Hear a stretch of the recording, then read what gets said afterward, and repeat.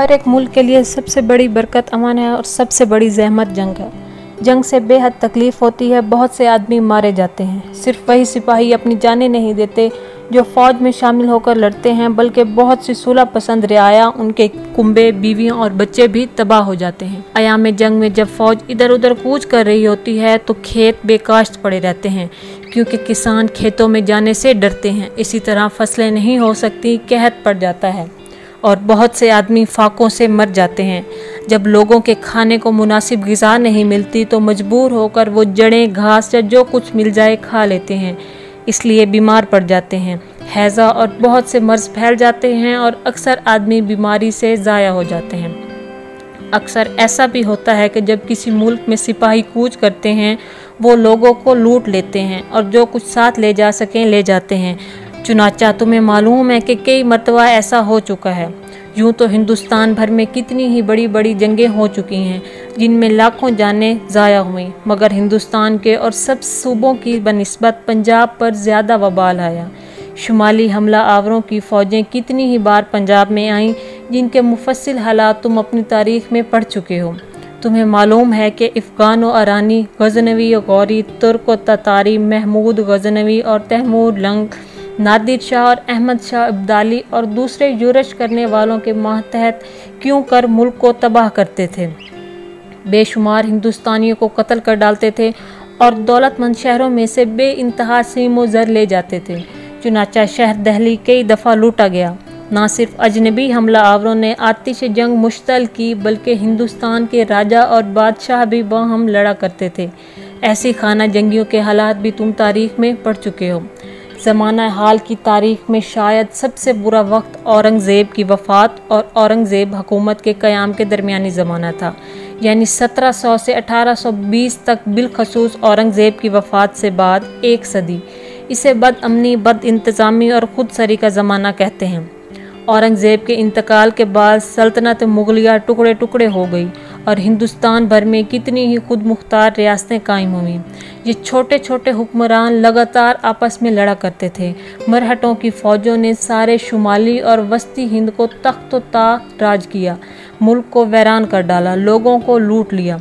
जो लोग अपना माल और दौलत ना देते उन्हें हलाक कर डालते और तरह तरह की अजियतें पहुँचाते। इंतज़ाम कायम रखने के लिए कोई ज़बरदस्त हुकूमत ना थी, इसलिए कज़ाकों, डाकुओं, ठगों, पिंडारियों और हर एक किस्म के चोरों चकारों से मुल्क भर गया। कोई शख्स भी महफूज ना रहा। मजबूत पहरे बगैर सफ़र नहीं हो सकता था और जो लोग अक्सर सफ़र को जाते वो जिंदा सलामत वापस ना आते।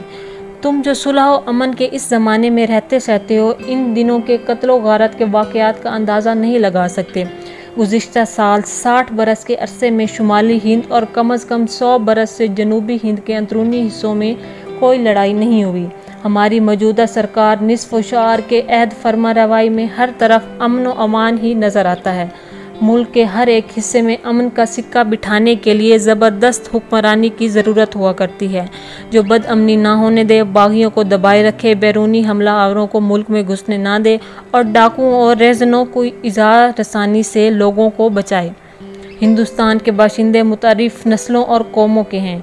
वो जुदा जुदा बोलियां बोलते हैं, मुख्तलिफ मज़ाहिब के पेड़ हैं और कितनी ही ज़ातों में तकसीम हैं।